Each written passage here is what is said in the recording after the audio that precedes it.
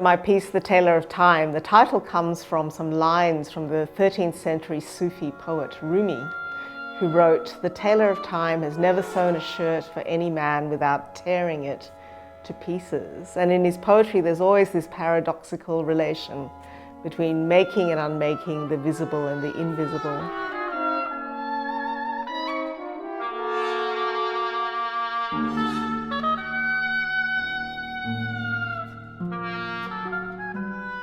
And then at the same time, Rumi makes its way into the kind of soloists in the group.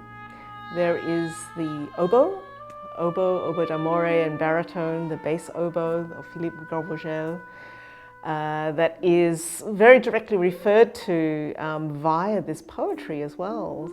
Rumi says, "God picks up the reed flute world and blows. Each note is a need coming through one of us, a passion, a longing pain."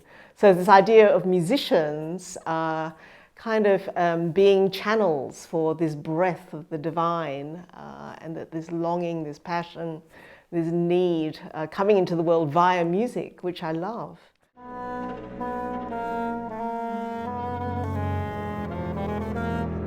La première rencontre avec Liza, qui est australienne, habitant en Australie, s'est faite en visio. Et sa première question a été très généreuse et gratifiante, je trouve, puisqu'elle a d'abord demandé comment aimeriez-vous que soit abordé le hautbois. Je n'ai pas manqué de dire que j'aimais particulièrement l'instrument ancien de la musique baroque de Bach, que j'aimais particulièrement le hautbois d'amour qu'elle a injecté, si j'ose dire, dans sa création, d'une manière vraiment très arioso, très chantant. Je vais parler aussi du hautbois baryton, qui est un instrument que j'affectionne, qui est un grand hautbois basse, une octave en dessous, le hautbois, qui est assez peu utilisé, sauf en musique symphonique.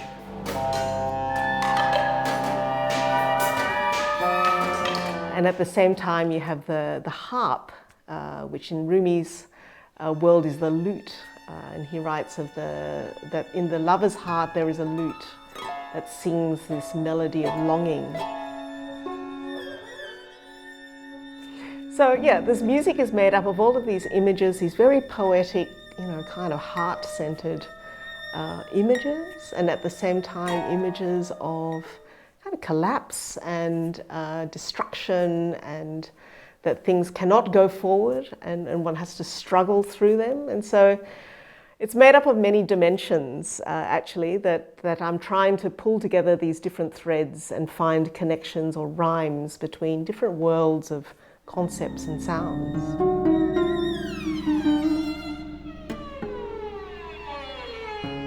Je connaissais déjà sa musique, mais je ne l'avais jamais rencontrée. Et j'ai parlé des modes de jeu de la harpe. Elle était très intéressée par la connaissance un peu fine que je peux avoir de ces modes de jeu. Il y en avait qu'elle ne connaissait pas, et d'ailleurs il y a un mode de jeu qu'elle a retenu, qui lui a beaucoup plu et qu'elle a largement exploité dans la pièce. Et je pense que Liza m'a poussé ce mode de jeu le plus loin possible. Je ne connais pas d'autres compositeurs qui ont été aussi loin dans ce mode de jeu. Elle a même innové dans ce domaine. Et effectivement, c'est difficile à jouer. C'est réellement une difficulté que j'ai mis des heures et des heures à surmonter.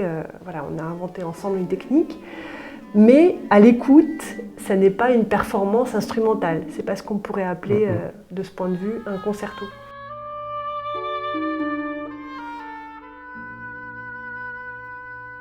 And so the thing I wanted to explore in this work was this notion of really, this material of time. How do you erode time, tie knots in it, cut it, create riffs, and really treat it as a material that falls apart and then comes together.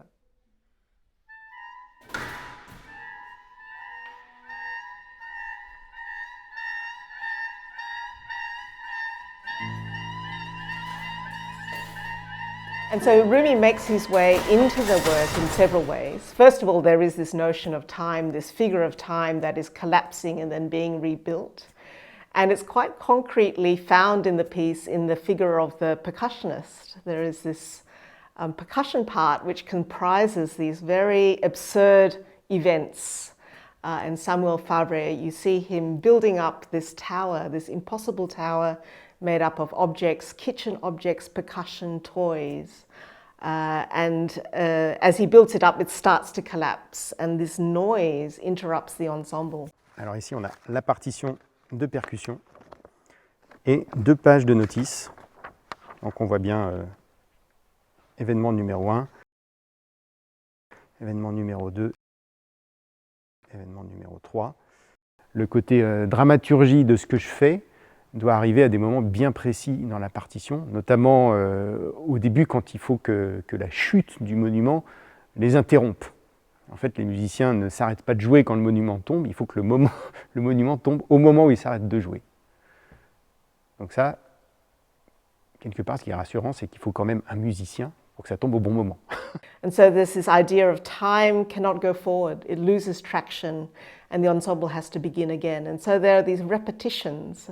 The translation in the music is through these repetitions that are not just the repetition of something again and again, but that each time is deformed.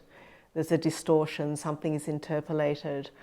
So there's a transformation with each repetition. J'aime bien le fait que ça pose un petit peu un doute.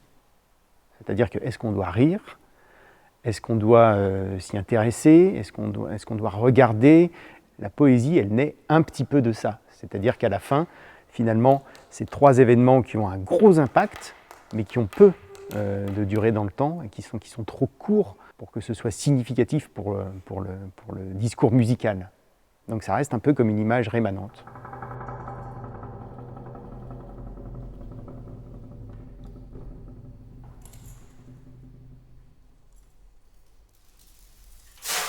I think of it as he teaches these objects to fly, and he hangs them up, and then finally he's throwing this rice into the air, you know. So this gestures of impossibility, and with these very humble materials, you know, these household objects and grains of rice. I mean, this is really Rumi's world, these humble objects, these very humble images of everyday life.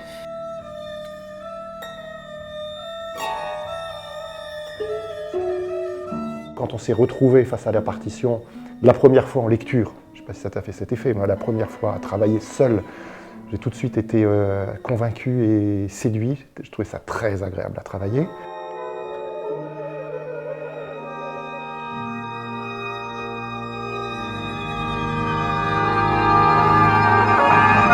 J'étais étonnée de recevoir le score déjà édité, déjà absolument fini. Il n'y avait pas de correction vraiment à opérer, ce n'était pas des esquisses d'abord, un travail en élaboration ensuite. Elle avait pensé toute une forme, une écriture, une réalisation et elle l'avait restituée, voilà, telle quelle.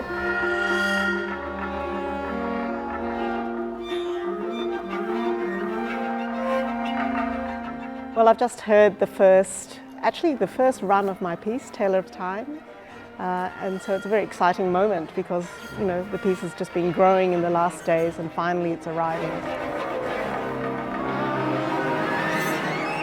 What a great privilege to have been able to hear the premiere of the work in Strasbourg about 6 weeks ago and then have another chance to hear the work again. So the premiere was with Pierre Bleuse, a really wonderful performance, a very poetic and soulful performance I felt in Strasbourg, and a really joyful one as well.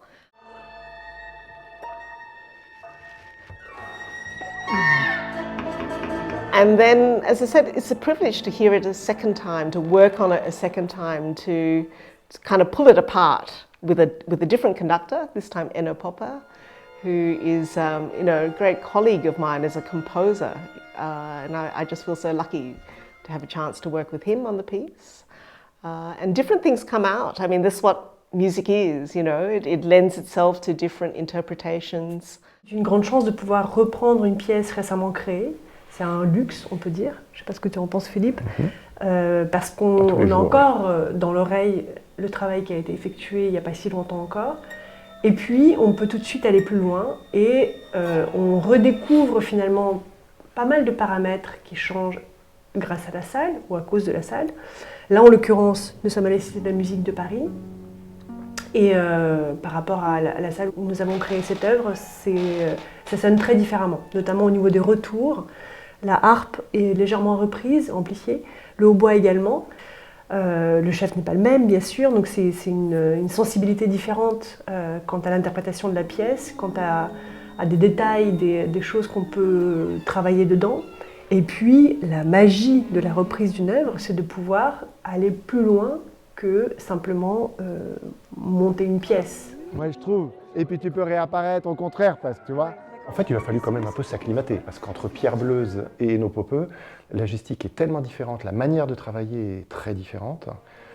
Mais pour deux personnalités tout aussi attachantes, nous, on a forcément envie de donner le maximum. En plus de ça, l'œuvre est quand même, elle aussi, très attachante, dans une salle qu'on connaît très bien.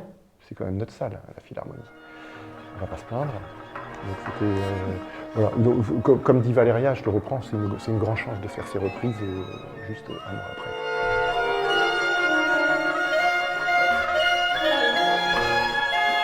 The piece tries to kind of, have a kind of balancing act between these very ordinary, understandable things, and then at the same time is to show them in this very poetic way and to suggest that we're reaching for something else. We're reaching towards the invisible.